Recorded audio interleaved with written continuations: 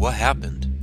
What happened is not nearly as important as what is going to happen. Chase tried to turn toward the voice of the one who answered him, but that's when he realized he was unable to move. A faint light shone on him from above, revealing to his sore eyes that he was fastened to a wooden chair.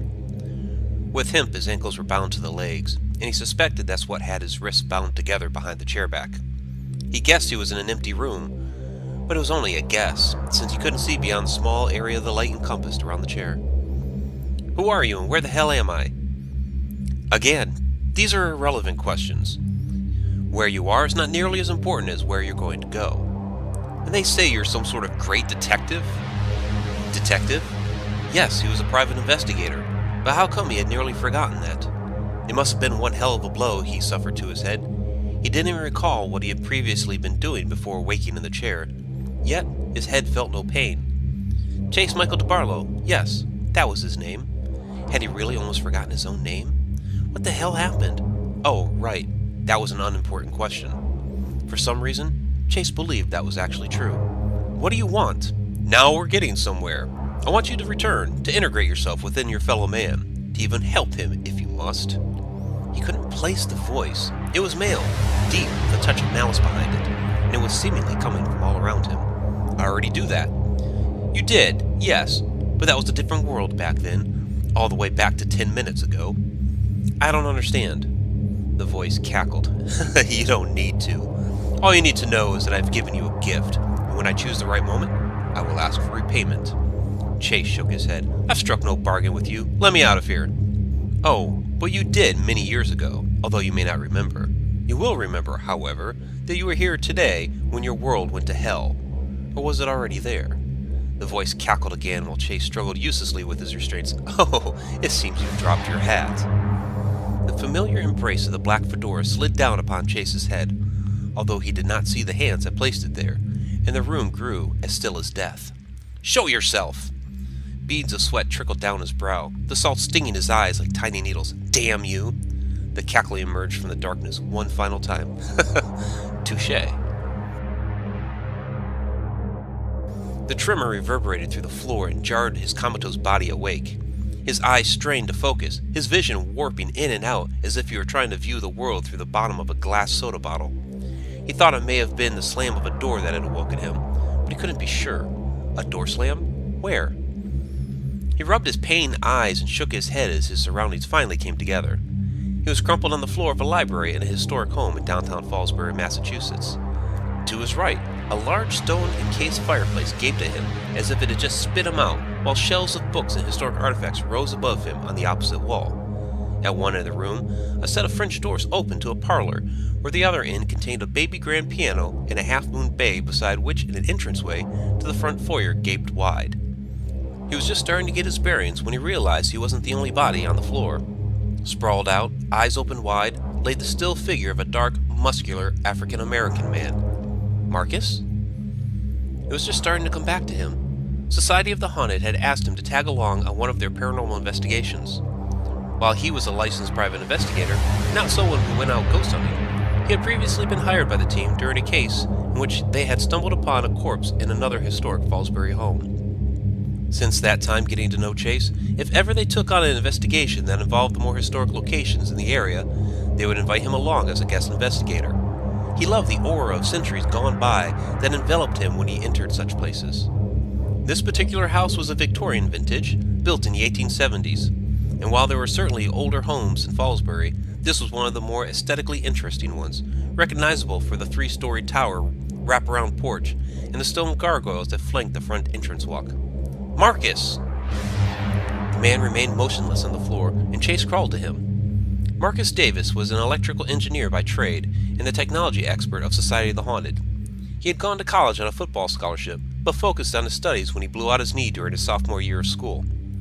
Friends considered him a large teddy bear of a man, raising his 14-year-old son on his own, and now he was completely comatose on the floor. Chase shook the large man, but he had seen dull, lifeless eyes like that before, and he sank back. What he hadn't seen before was a small blue ball of light that suddenly emerged over the body of Marcus. Chase stared at it for a moment, baffled at what his eyes were seeing. His head must have hit the floor hard whenever he passed out. He began to recall a massive wave of energy overwhelming him near the fireplace before blacking out. What he may have hit on the way down, he had no idea, but whatever happened, it was seemingly causing him to hallucinate. For the next moment, it was even more baffling.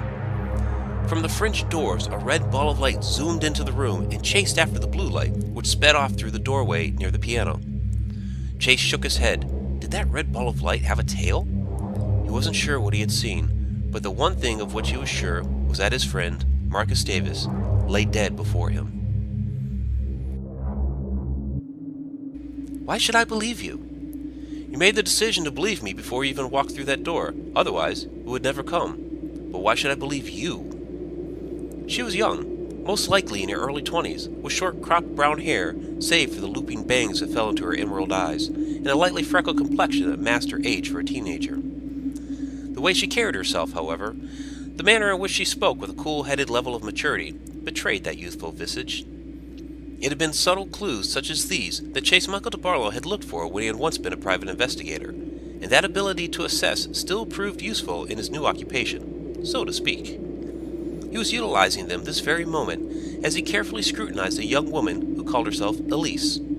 Her slender fingers protruding from black fingerless gloves straightened her worn denim jacket, a similar style Chase had once worn himself during his formative years.